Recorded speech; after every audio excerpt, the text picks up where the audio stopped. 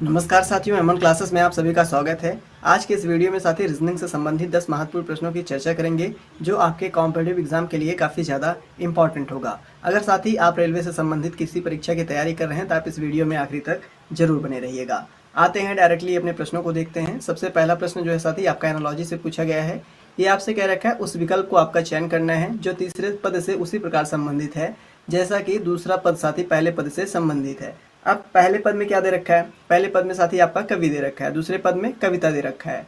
आप सभी को बताना होगा सबसे पहले कि कवि और कविता इन दोनों में क्या रिलेशन है, दैट मीन इन दोनों शब्दों के बीच में किस प्रकार का संबंध है। तो आप सभी साथी जो इसका आंसर जानते हैं वो कमेंट बॉक्स में जरूर बताएंगे। तो आप सभी को पता होगा साथी जो कवि है वो क्या करता है? कविता लिखता है। क्या करता है? कवि कविता लिखता है। तो मोची उसी प्रकार उसका कार्य क्या साथी? जिस प्रकार कवि जो है वो कविता लिखता है उसी प्रकार मोची क्या मांस खाता है या फिर जूते सिलता है या फिर मोजे पहनता है या फिर साथी कपड़े बनाता है। तो आप सभी को पता होगा साथी जिस प्रकार कवि कविता लिखता है ठीक उसी प्रकार साथी जो मोची है वो जूते को सिलता है। क्या करता है? जूते को सिलता है। तो आप सभी को पता होगा। तो ऑप्शन नंबर ये बी में दे रखा है, तो ऑप्शन नंबर बी इसका करेक्ट आंसर हो जाएगा। आसान सा प्रश्न है, उम्मीद करता हूँ आप सभी को आसानी से समझ में आ भी गया होगा। आपके सामने अगला प्रश्न जो है साथी वो आपका दे रखा है, कह रखा है निम्नलिखित में से कौन सी आकृति प्रश्न आकृति के निकटतम समानता दर्शाती है। दिए गए ऑप्शंस में साथी जो आपको एक प्रश्न आकृति दे रखी है आप यहाँ देख सकते हैं। इसके निकटतम आकृति दर्शाने वाली जो उत्तर आकृति कौन सी होगी? क्या साथी आपकी आकृति ए होगी या फिर आकृति बी होगी या फिर आकृति सी या फिर आकृति डी? तो आप सब देखें इसके निकटतम जो आकृति है दिए गए ऑप्शंस में से वो कौन सी है, वो साथी आपकी कौन सी है। अगर बात करें ऑप्शन नंबर ए की, तो आप इसमें देखेंगे केवल सर्कल बना है, जबकि आपका इसमें एरो भी बना है, रेक्टेंगल भी बना है, तो साथी आपका सर्कल भी बना है। तो आपकी ये आकृति सही नहीं हो सकती। दैट मीन पहली आकृति साथी आपकी गलत है, पहली आकृति गलत है। सेकंड में देखोगे, सेकंड में जो आपका साथी सर्कल के अंतर्गत आपका ये एरो टाइप है और इसमें देखोगे एरो के बाहर जो है आपका सर्कल है, तो ये भी आकृति आपकी गलत है। तो दूसरी भी आकृति आप गलत ठहराओगे। अगला प्रश्न मतलब अगली आकृति देखिए, इसमें देखो साथी आपको देखने को तो मिल रहा होगा कि दो सर्कल आकृति में बनी है, दो सर्कल इसमें भी बना है। रेक्टेंगल है तो रेक्टेंगल के लगभग साथी एरो उसके बराबर में है, दैट मीन साथी उसके समकक्ष में है। तो इसमें देखो एरो उसके मिड में बना है, जो एरो आपका एरो की तरफ बना है साथी वो आपका मिड में है आपके रेक्टेंगल का, जबकि इसमें आपके मिड में नहीं है। तो साथी आपका ऑप्शन नंबर सी भी गलत है। जबकि आप ऑप्शन नंबर डी देखोगे, दो सर्कल है, इसमें भी दो सर्कल है, फिर रेक्टेंगल के अंतर्गत है तो रेक्टेंगल के अंतर्गत आपका एरो भी है। तो सबसे समान आकृति दैट मीन सबसे जो निकटतम आकृति है साथी आपके प्रश्न आकृति की वो कौन सी है, वो आपका ऑप्शन नंबर डी में दे रखी है, दैट मीन आकृति नंबर डी में। तो आकृति number D option number D में दिया है, तो ऑप्शन नंबर डी साथी इसका करेक्ट आंसर हो जाएगा। आसान सा प्रश्न था, उम्मीद करता हूँ आप सभी साथियों को समझ में आ गया होगा। तो बढ़ते हैं अपने अगले प्रश्न की ओर साथी, यानी प्रश्न नंबर आपका 3 क्या कह रखा है? ये कह रखा है सुंदर पूर्व की तरफ 4 किलोमीटर चलता है। क्या कह रखा है साथी? आपका डायरेक्शन रिलेटेड प्रश्न है। कह रखा है जो सुंदर है वो पूर्व की तरफ कितना चलता है? 4 किलोमीटर चलता है और फिर जो है साथी वो अपने दाईं ओर मुड़ जाता है। तो उधर कितना चलता है आपका? वो 3 किलोमीटर चलता है। फिर वो अपने किधर मुड़ता है? दाईं ओर साथी मुड़ जाता है। किधर मुड़ता है? वो अपने दाईं ओर मुड़ जाता है। अब प्रश्न क्या कह रखा है? मुड़ने के बाद वह चलना जारी रखता है, अब वो किस दिशा की ओर जा रहा है। तो आप बताएं साथी वो किस दिशा की ओर अब है। देखो अकॉर्डिंग टू क्वेश्चन चलेंगे, उससे पहले हम लोग डायरेक्शन यहाँ बना लेंगे। क्या करेंगे? डायरेक्शन बना लेंगे। ये आपका कौन सा साइड है साथी? पूरब साइड है, ये आपका पश्चिम है, ये आपका उत्तर है और ये आपका दक्षिण है। तो जनरली होता क्या है साथी, जो आपका दिशा ज्ञान परीक्षण से रिलेटेड प्रश्न है उसमें 2 चीज़ जरूरी होती है। एक आपका आरंभिक बिंदु क्या है वो जरूरी होता है, कहाँ से हमें शुरू करना है। दूसरा, अगर साथी आपसे कहेगा कभी भी अपने दाहिने साइड मुड़ा, अगर वो पूर्व की साइड जा रहा है, कह रखा है अपने दाहिने साइड मुड़ा, तो दाहिना आप किधर मुड़ोगे? हमेशा क्लॉकवाइज डायरेक्शन में घूमेगा। दैट मीन जिस तरह आपकी घड़ी की सुई घूमती है उसी तरह वो आप घुमाओगे उसे। अगर कहेगा बाईं साइड मुड़ रहा है तो बाईं ओर मुड़ने के लिए आप उसको साथी हमेशा एंटी क्लॉकवाइज डायरेक्शन में चलाओगे। तो इतना ही आप ध्यान रखना। आप कह रखा है सुंदर पूर्व की तरफ 4 किलोमीटर चलता है। तो पूर्व की तरफ साथी मान लीजिए आपकी ये कोई बिंदु है जो जहाँ से वो प्रस्थान करता है, उसका जो आरंभिक बिंदु है साथी वो प्रस्थान मान लेते हैं। इस जगह से वो प्रस्थान करता है, 4 किलोमीटर वो पूर्व की तरफ चलता है। तो 4 किलोमीटर पूर्व की तरफ चला मान लेते हैं साथी। जहाँ से उसको मुड़ना है वो बिंदु जो आपकी बी है, ये बिंदु आपकी ये है, ये बिंदु आपकी बी है। कह रखा वहाँ से दाईं ओर मुड़ा। किधर मुड़ा है साथी? दाहिने ओर। तो दाहिने ओर हमने अभी आपको क्या बताया? दाहिना ओर हमेशा किधर घूमता है? क्लॉकवाइज डायरेक्शन में। जिधर सुई की जो घड़ी की सुई होती है, जिस तरह जिस डायरेक्शन में वो घूमती है उसी तरीके से आपका जब दाहिने कहेगा तब आप घुमाओगे। तो सुई की डायरेक्शन इस साइड घूमता है, दैट मीन इधर घूमती है, तो आप इसको घुमाओगे तो आपने वो साथी जो है अपने दाईं ओर मुड़ा। उधर मुड़ने पर वो कितना चलता है, 3 किलोमीटर चलता है। 3 किलोमीटर चल के साथी वो पॉइंट मान लेते हैं बिंदु सी पर पहुंच जाता है। वहां से फिर साथी वो किधर मुड़ता है, दाहिनी तरफ वो फिर मुड़ जाता है, दाहिनी तरफ वो फिर मुड़ जाता है और चलना जारी रखता है। तो दाहिनी तरफ आप उसे फिर मुड़ा दें। ये यहाँ जब कोई दक्षिण में जा रहा है साथी, उसका दाहिना हमेशा किधर होता है, पश्चिम में होता है। तो आप पश्चिम साइड उसको मुड़ा दें, तो इस साइड वो जा रहा है। अब प्रश्न क्या रखा है, अब वह किस दिशा की ओर जा रहा है, कौन सी दिशा की ओर साथी वो अब जा रहा है, प्रश्न ऐसा कर रखा है। तो ये आपकी दिशा कौन सी है, ये आपकी दिशा कौन सी है, तो आपकी साथी पश्चिम दिशा है। तो पश्चिम आपका किस ऑप्शन में दिया है, तो ऑप्शन नंबर आपका बी में पश्चिम दे रखा है, तो ऑप्शन नंबर बी इसका करेक्ट आंसर हो जाएगा। आसान सा प्रश्न था साथी, उम्मीद करता हूँ आप सभी को आसानी से समझ में आ भी गया होगा। अगला प्रश्न आपके सामने है, ये साथी आपका ब्लड रिलेशन से प्रश्न है। ये कह रखा है गौरव ने नीरज से कहा, क्या कह रखा है प्रश्न साथी, जो गौरव है वो नीरज से कह रखा है वो लड़का जो क्रिकेट खेल रहा है वो मेरे पिता की बेटी के 2 भाइयों में से बड़ा है। क्या कह रखा है, उनमें से साथी वो सबसे बड़ा है। यहाँ तक आपने देखा। उसके बाद प्रश्न कह रखा है लड़का जो क्रिकेट खेल रहा है और साथी उसका गौरव से क्या संबंध होगा, उस लड़के का गौरव से क्या संबंध होगा। तो साथी सबसे पहले हम लोग निकालेंगे। देखो क्या कह रखा है, गौरव जो है साथी वो नीरज से क्या कह रखा है, वह लड़का जो क्रिकेट खेल रहा है, क्या साथी, वह लड़का जो क्रिकेट खेल रहा है वो मेरे पिता की बेटी के 2 भाइयों में से सबसे बड़ा है। दैट मीन दोनों भाइयों में से जो उनकी पिता की बेटी है उनके 2 भाइयों में सबसे क्या है साथी, बड़ा है। तो लड़का जो क्रिकेट खेल रहा है साथी उसका गौरव से क्या संबंध होगा। तो अब सबसे पहले निकाल लेते हैं। गौरव ने नीरज से कहा वह लड़का जो क्रिकेट खेल रखा है। तो सबसे पहले हम लोग किसको रखने वाले हैं, गौरव को। किसको रखेंगे साथी, हम लोग सबसे पहले गौरव को रखेंगे। हम लोग यहाँ कहीं गौरव को लिख रखे हैं, 1 मिनट देखते हैं साथी ये चल रहा है कि या फिर, तो चल रहा है साथी। तो क्या कह रखा है, गौरव ने कहा वह लड़का जो क्रिकेट खेल रखा है वो साथी मेरे पिता की बेटी, तो मेरे गौरव की यानी पिता, तो गौरव के पिता को हम लोग ट्रायंगल से डिनोट कर देते हैं। आप मान लेना ये पिता है साथी। इन दोनों में रिलेशन क्या है, पिता और पुत्र का। क्या रिलेशन है साथी, पिता और पुत्र का रिलेशन है। कह रखा है बेटी के मतलब पिता की बेटी, तो हम लोग इसका कहीं रिलेशन साथी बेटी के साथ निकाल लेते हैं। मान लीजिए हम लोग सर्कल से इसको बेटी को इंडिकेट कर दे रहे हैं, सर्कल से इसके बेटी को इंडिकेट हम लोग साथी कर दे रहे हैं। तो इनमें क्या रिलेशन है, इसमें बेटी और किसका रिलेशन साथी, बेटी और पिता का। तो ध्यान रखेंगे ये किसकी है साथी, ये इनकी बेटी है।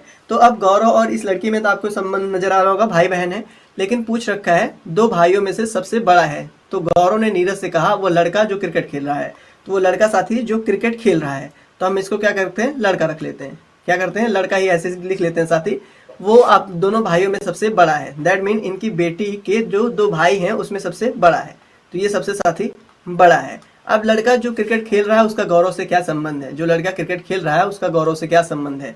अगर गौरव की जो पिता है उनकी बेटी, तो इसकी बहन ही लगेगी गौरव की, इनकी साथी क्या लगेगी, बहन ही लगेगी। क्या लगने वाली साथी, बहन ही लगने वाली है। तो वैसे ही बहन का भाई फिर उनका भाई होगा, दैट मीन गौरव की जो बहन है उसका भाई तो गौरव का भाई ही लगेगा ना। तो भाई बहन का रिलेशन है और भाई भाई का रिलेशन है। तो गौरव और लड़के के बीच में कौन सा रिलेशन है साथी, भाई का। तो भाई आपका किस में दी में रखा है साथी, ऑप्शन नंबर डी इसका करेक्ट आंसर हो जाएगा। उम्मीद करता हूं आसान सा प्रश्न था, आप सभी मित्रों को आसानी से समझ में आ गया होगा। अगला प्रश्न आपका साथी ये मैथमेटिकल सिंबल से रिलेटेड प्रश्न है। ऐसे भी प्रश्न आपके एग्जाम में निरंतर पूछे जाते हैं। ये क्या कह रखा है प्रश्न, ये कह रखा है साथी यदि अकॉर्डिंग टू क्वेश्चन चलना, जो क्वेश्चन क्या है सबसे पहले उसको नोट कर लेना। देखो कह रखा है एल का अभिप्राय क्या है, जोड़ है। सबसे पहले हम लोग इधर लिखेंगे एल का क्या अभिप्राय है साथी, जोड़। तो अभिप्राय आप जोड़ लिखो। एम का अभिप्राय क्या है, एम का अभिप्राय क्या है साथी, माइनस। और एन का अभिप्राय क्या है, एन का अभिप्राय है साथी गुणा। और पी का अभिप्राय क्या है, पी का अभिप्राय क्या रखा है साथी, भाग है। तो आपको इक्वेशन दे रखा है 2n 4l 221 p 3m6। इस इक्वेशन का मान क्या होगा, इस इक्वेशन का मान साथी क्या होगा। आमतौर पर जो क्वेश्चन कह रखा है उसके स्थान पर आप रिप्लेस कर दोगे। उसके बाद अकॉर्डिंग टू बॉड मास, सबसे पहले डिवाइड, फिर उसके बाद मल्टीप्लाई, फिर उसके बाद एडिशन, फिर उसके बाद सब्ट्रैक्शन। मतलब पहले भाग दोगे, फिर गुणा करोगे, फिर जोड़ोगे, फिर घटाओगे। तो सबसे पहले इक्वेशन जो दे रखा है सिंबल, उसको हम लोग रिप्लेस कर लेते हैं अल्फाबेट को सिंबल से। 2n दे रखा है, n का मतलब क्या है साथी, हमारे पास जोड़ है। n का मतलब क्या है, जोड़ है। वैसे फिर 4 है, 4 के बाद l है, तो l का मतलब क्या है, l का मतलब साथी आपका जोड़ है। सॉरी, n का मतलब आपका क्या है, गुणा है। तो सॉरी मिस्टेक हो गई साथी, फिर से हम लोग लिख लेते हैं। कह रखा है 2n, तो n का मतलब क्या है, यहाँ देख रखे हो आपका n का मतलब गुणा दे रखा है, 2 × 4।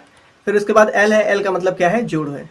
उसके बाद 21 है, 21 के बाद p है, p का मतलब क्या है साथी भाग, फिर उसके बाद 3 है, फिर उसके बाद n है, n का मतलब क्या है साथी, सॉरी उसके बाद m है, तो m का मतलब क्या है माइनस उसके बाद 6। अब ये आपके पास इक्वेशन आ गया, आपके पास ये साथी क्या आ गया, आपके पास ये इक्वेशन आ गया। अब अकॉर्डिंग टू बॉड मास आप इसको सॉल्व करोगे ना। बॉड मास में सबसे पहले मैंने बताया आपको क्या होता है, सबसे पहले भाग दोगे तो इसको इससे भाग दे दो, 2 इंटू 4, 21 को 3 से भाग दोगे कितना आ जाएगा 7 माइनस 6। अब उसके बाद गुणा करते हैं, 4 दूनी कितना होगा साथी 8 प्लस 7 माइनस 6। उसके बाद क्या करते हैं तो 8 7 कितना होता है साथी 15, 15 में से 6 माइनस करो, 15 में से 6 माइनस करोगे तो आपका 9 आ जाएगा, मतलब 15 में से आप माइनस करोगे तो आपका 9 आएगा। क्या 9 किसी ऑप्शन में दिया है? अगर बात करें 9 की तो 9 क्या किसी ऑप्शन में दे रखा है? तो बिल्कुल साथी आपका ऑप्शन नंबर बी में 9 दे रखा, तो ऑप्शन नंबर बी इसका करेक्ट आंसर हो जाएगा। उम्मीद करता हूँ आसान सा प्रश्न था, आप सभी भाइयों को आसानी से समझ में आ गया होगा। अगला जो प्रश्न है साथी आरएक्स से है, ऐसे भी एग्जाम में आपके बहुत ज़्यादा पूछे जाते हैं। इससे साथी रेलवे से संबंधित आप एग्जाम की अगर तैयारी कर रहे हो तो आप एक चीज़ ध्यान देना, वेन डायग्राम और जो साथी आपका कथन रिलेटेड प्रश्न आता है उससे बहुत ज़्यादा प्रश्न आता है, और आकृति रिलेटेड प्रश्न बहुत आता है। तो साथी इन सब चीज़ों को बहुत ध्यान देंगे।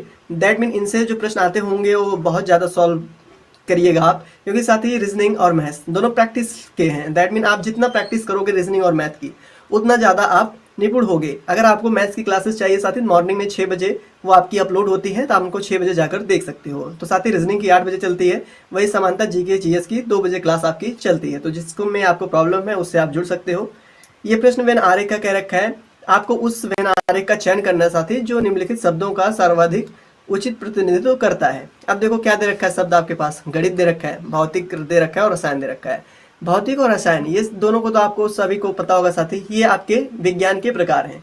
दैट मीन गणित भौतिक और रसायन, इनमें अगर हम लोग रिलेशन निकालें गणित भौतिक और रसायन में, तो आप सभी साथी को क्या पता है, जो साथी भौतिक है रसायन है ये सब इन दोनों से रिलेशन नहीं रखते हैं। अगर विज्ञान होता तो उसके अंतर्गत आ सकते थे।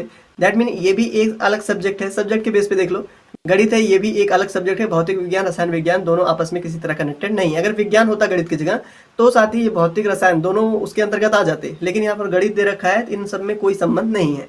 जब कोई संबंध नहीं होता तो ओपन डायग्राम बनता है, तो ओपन डायग्राम कुछ इस तरीके से बनता है। तो इस तरह की आकृति आपको किस ऑप्शन में दी है, तो ऑप्शन नंबर साथ सी में दे रखी है, तो ऑप्शन नंबर सी इसका करेक्ट आंसर हो जाएगा। उम्मीद करता हूँ आसान सा प्रश्न था, आप सभी भाइयों को आसानी से समझ में आ भी गया होगा। अगला प्रश्न आपके सामने यानी प्रश्न नंबर 8, ये कह रखा है आपको कथन दे रखा है साथी और उसी में आपका निष्कर्ष दे रखा है। दैट मीन कथन दे रखा है, आपको कथन को पढ़ना है, आप उसकी मदद से चाहो वेन आरेख खींच लो, फिर उसके बाद उस निष्कर्ष को आप चुनोगे कि जो कथन दे रखा है उस पर वो निष्कर्ष जो है अनुसरण करता है या फिर अनुसरण नहीं करता है। ये सब इजी प्रश्न होते हैं, बस अगर आप इनका आरेख खींच लो, बस थोड़ा समझने की देर होती है साथी। अगर समझ गए महज 5 सेकंड से 10 सेकंड में ये आपके प्रश्न बन जाएंगे। जब भी आप एग्जाम में देना मतलब एग्जाम देने जाइएगा तो 100 प्रश्न पूछे जाते हैं, तो कोशिश करना मैथ और रीजनिंग, जो मैथ और रीजनिंग है साथी वो कम से कम आप 45 मिनट में सॉल्व कर दो, 45 मिनट में सॉल्व कर दो, क्योंकि मैथ साथी बहुत टाइम टेकन होता है, उसमें कैलकुलेशन सॉल्व करनी पड़ती है जिसमें आपका समय लगता है। तो रीजनिंग और जीएस इन दोनों का साथी हाफ रखो, दैट मीन उसका आधा रखो। जितना मैथ को अकेले दो उसका इन दोनों को आधे में सॉल्व करने की कोशिश करो, क्योंकि साथी इन दोनों में कैलकुलेशन नहीं होती है। अगर आपको आता है तो आप आसानी से कर सकते हो। देखो प्रश्न क्या कर रखा है, कथन में दे रखा है आप सभी को कि सभी जो बर्तन है साथी वो पॉट है, जितने बर्तन है साथी वो सभी क्या है पॉट है। तो अगर हम लोग बर्तन का एक आरेख खींचे, अगर हम लोग इसको एक बर्तन का आरेख खींचते हैं तो साथी आप सभी को रेड वाली जो है हम लोग जो है वो हम किसके लिए कर रखे हैं, बर्तन के, ठीक बर्तन के लिए। जो सभी बर्तन है वो पॉट है, जो सभी बर्तन है वो पॉट है। तो ब्लू जो आपकी पिंक लाइन है साथी ये किसका है, पॉट का, तो ये बर्तन का, ये पॉट का। तो जो सभी बर्तन है वो सभी पॉट हैं साथी। अगला क्या रखा है, जो पॉट है वो गीली मिट्टी है, सभी जो पॉट हैं साथी वो गीली मिट्टी है। तो इसके ऊपर हम लोग किसका खींचेंगे, दैट मीन जो आपका पॉट है वो साथी सभी पार्ट जो आपका पॉट है वो क्या है, गीली मिट्टी है। तो ग्रीन वाला आपका गीली मिट्टी का है, ये आपका पॉट का है, ये आपका साथी बर्तन का है। तो अब उसी के अनुसार देखते हैं, पहला क्या रखा है, सभी बर्तन गीली मिट्टी है, सभी बर्तन जो है साथी गीली मिट्टी है। अगर सभी पॉट जो है वो गीली मिट्टी है, सभी जो बर्तन है वो पॉट हैं, तो कह सकते हो साथी जो सभी आपके बर्तन है वो साथी आपके गीली मिट्टी हो सकते हैं। तो दैट मतलब कहने का अर्थ है आपका जो पहला है साथी वो तो अनुसरण करता है, जो पहला वाला है वो आपका अनुसरण करता है, पहला वाला आपका साथी अनुसरण कर रहा है, क्योंकि सभी बर्तन गीली मिट्टी हो सकते हैं, सभी बर्तन गीली मिट्टी हैं। तो सभी बर्तन गीली मिट्टी के अंतर्गत आ सकते हैं, क्योंकि इस तरह का कुछ आरेख खींचा जाएगा साथी। अगर बात करें इसमें तो आप सभी को पता चल रहा होगा कि जो ये बर्तन मतलब बर्तन है वो सभी बर्तन पॉट हैं, तो पॉट के अंतर्गत बर्तन है, तो जो बर्तन है साथी वो सभी आपके इसके अंतर्गत है ना, इसके अंतर्गत है। तो कह सकते हो साथी पहला आपका निष्कर्ष अनुसरण करता है। तो वैसे सेम एज इट इज अगर हम लोग दूसरे के लिए करें, दैट मीन कुछ जो गीली मिट्टी है वो पॉट है, जो कुछ गीली मिट्टी है वो पॉट है। तो साथी कुछ गीली मिट्टी पॉट है, तो पॉट गीली मिट्टी है, तो ये भी आपका अनुसरण कर रखा है। अगर सभी होता तो ये अनुसरण नहीं करता, लेकिन कुछ है साथी तो दूसरा भी आपका अनुसरण करता है। तो यहाँ कहने का मतलब है साथी आपका दोनों अनुसरण कर रहा है, तो ऐसा आपका ऑप्शन नंबर डी में कहा गया है। तो ऑप्शन नंबर डी इसका करेक्ट आंसर हो जाएगा। जो भी साथी ऐसे प्रश्न आपको दिखेंगे आप उनको जरूर सॉल्व करना, ठीक है। कहीं से भी आप रीजनिंग सॉल्व कर रहे हो, यहाँ से वहाँ से जहाँ भी कर रहे हो, साथ ही उनका कंप्लीट लेक्चर देखा करो ताकि जितने प्रश्न हो आपके आसानी से समझ में आ जाएं। क्योंकि रीजनिंग और मैथ दो ऐसे चीज़ें साथी जिनका आप जितना ज़्यादा प्रैक्टिस करोगे उतना आपके लिए इंपॉर्टेंट होगा, ठीक। जीके जीएस से साथी वो आपके ऊपर है, क्योंकि उसमें लर्निंग कैपेसिटी भी देखी जाती है, जबकि इसमें आपको साथी जो मैथ्स है और आपका रीजनिंग है ये सब सॉल्व के बेस पर चलते हैं, प्रैक्टिस के बेस पर चलते हैं। अगला प्रश्न देखते हैं, यानी प्रश्न नंबर साथी आपका अगला क्या पूछ रखा है। अगला प्रश्न क्या रखा है साथी, इसमें भी आपको एक कथन दे रखा है। क्या रखा है कथन में, मेरे कुत्ते को भोजन पसंद है। क्या कह रखा है, मेरे जो कुत्ते को भोजन पसंद है। क्या कह रखा है साथी, मेरे कुत्ते को भोजन पसंद है। और दूसरा कथन क्या रखा, अपने मित्र से कहती है, मेरे कुत्ते को भोजन पसंद है ऐसा अनीता अपने मित्र से कहती है। अब निष्कर्ष में क्या दे रखा है, अनीता के पास एक कुत्ता है। क्या कह रखा है साथी, अनीता के पास एक कुत्ता है और उसका कुत्ता भोजन के अलावा कुछ भी पसंद नहीं करता। देखो, मेरे कुत्ते को भोजन पसंद है अपनी मतलब अनीता अपने मित्र से कहती है, तो अनीता के पास कुत्ता है, अनीता के पास कुत्ता है तभी तो उसको भोजन पसंद है या नहीं उसको पता है ना। दैट मीन पहला जो आपका साथी कथन है, दैट मीन पहला जो कह रखा है आपका अनीता के पास एक कुत्ता है, ये बिल्कुल सही कह रखा है। अकॉर्डिंग टू कथन ही चलना है, ध्यान रखिए। तो कुत्ते की बात हो रखी है, अगर उसके पास उसका जो कुत्ता है कह रखा है मेरे कुत्ते को भोजन, तो ये आपका अनीता का ही कुत्ता है। तो अनीता के पास एक कुत्ता है, पहला आपका निष्कर्ष जो है साथी पालन करता है। दूसरा कह रखा है उसका कुत्ता भोजन के अलावा कुछ भी पसंद नहीं करता है। अब देखो कह रखा है यहाँ पर कथन में कि मेरे कुत्ते को भोजन पसंद है, लेकिन ऐसा कहीं नहीं कहा है कि मेरे कुत्ते को भोजन के अलावा कुछ नहीं पसंद है। ऐसा कथन में कहा कहीं है, नहीं कहा है ना। तो आपका दूसरा जो अनुसरण है वो गलत है, दूसरा अनुसरण जो है वो गलत है। तो पहला अनुसरण साथी आपका सही है, ये केवल आपका ऑप्शन नंबर डी ही में दे रखा, तो ऑप्शन नंबर डी साथी इसका करेक्ट आंसर हो जाएगा। आसान सा प्रश्न था, उम्मीद करता हूँ आप सभी साथी को समझ में आ गया होगा। तो बढ़ते हैं साथी अपने अगले प्रश्न की ओर, यानी प्रश्न नंबर आपका साथी आखिरी क्या पूछ रखा है। अगला प्रश्न साथी आपका आकृतियों की गणना से है। ये कह रखा है निम्नलिखित आकृति में कितने वर्ग मजदूर मतलब कितने वर्ग जो हैं मौजूद हैं। दैट मीन कितने स्क्वायर आपके इस आकृति में मौजूद हैं। अब साथी हम लोग जो इनके स्क्वायर है उसकी गिनती करते हैं। सबसे पहले साथी रोज की तरह हम लोग गिनती कैसे करेंगे, सबसे पहले जो वर्गों की आकृति है दैट मीन आपकी एक वर्गों की आकृति, दैट मीन एक वर्ग का जो वर्ग बनाया गया है उसको सबसे पहले हम लोग गिनेंगे। साथ ही एक का आपको देखने को मिल रखा है यहाँ 1 2 3 4 5 6 7, सॉरी साथी ये दोनों आप कैंसिल मतलब ये दोनों कैंसिल आउट कर दो, एक एक आकृति को मिलाकर दैट मीन आपका ये भी काउंट कर सकते हैं 1 2 मतलब 7 1 8, तो एक आकृति वाले कितने साथी 8 हैं। वैसे ही काउंट करो, इधर देखो आपका ये हो गया साथी ना, ये आपका कितना हो गया, सॉरी साथी अगर हम लोग 8 के बाद अभी एक एक आकृति वाला अभी पूरा काउंट कर लेते हैं उसके बाद दूसरे पर आएंगे। अगर एक आकृति की बात करें तो ये भी आपका है साथी, ये आपका कितना हो गया 8 हुआ था, ये 9 हो गया साथी और ये आपका 10 हो गया, ये आपका कितना है 11 हो गया, ये आपका साथी 12 हो गया। तो कुल मिलाकर वर्गों की आकृति कितनी है इसको हमने कंप्लीट लिया है, आप इसको ध्यान दिए रहेंगे। ठीक, इधर भी इसको भी हम लोग साथी ऊपर नीचे कंप्लीट लिए हैं, तो कितने हो गए 12। अब 12 के अतिरिक्त ये आपका साथी 13 हो गया कंप्लीट में, तो ये आपका कितना हो गया 14 हो गया, कितना हो गया 14 हो गया। तो कुल मिलाकर आपने कितने देखे, आपने कुल मिलाकर साथी अभी तक 14 देख लिए। 14 के बाद अगर देखो आप इस तरह की पूरी ये आकृति 14 एक साथी कितना हो गया 15 हो गया ना, 15 हो गया। 15 के बाद ये आपका कितना हो गया साथी, ये आपका 16 हो गया। तो टोटल नंबर्स ऑफ आकृति आपको इसमें कितनी दिख रखी है, टोटल नंबर्स ऑफ आकृति अभी तक कितनी दिखी आपको 16 हो गया। तो 16 के बाद भी एक आकृति साथी ये मिड से हम लोग बना सकते हैं, दैट मीन ये मिड से भी आपका ये बना सकते हैं ना, ये भी आपकी एक स्क्वायर ही बन जाएगा। वर्ग पूछा साथी, ये भी आपका एक वर्ग है। तो 16 1 17, कुल मिलाकर कितनी आकृतियों की संख्या साथी 17 है। तो 17 आपका किस ऑप्शन में दिया है, आपका साथी ऑप्शन नंबर सी में 17 दे रखा है, तो ऑप्शन नंबर सी इसका करेक्ट आंसर हो जाएगा। तो आज के लिए साथी इतना ही, मिलते हैं अपने अगले वीडियो में, तब तक के लिए धन्यवाद।